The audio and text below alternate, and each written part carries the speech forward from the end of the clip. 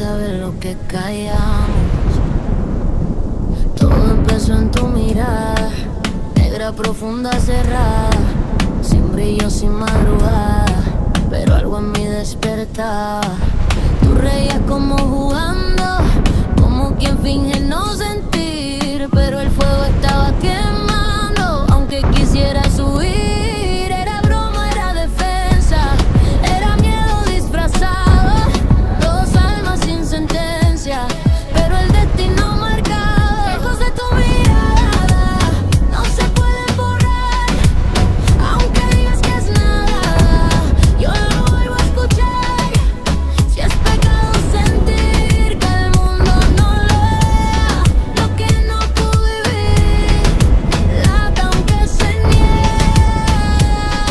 La noche actuábamos normal, como si nada pasara, pero el silencio era real y el cuerpo lo delataba. Palabras que no dijimos pesan más que la verdad.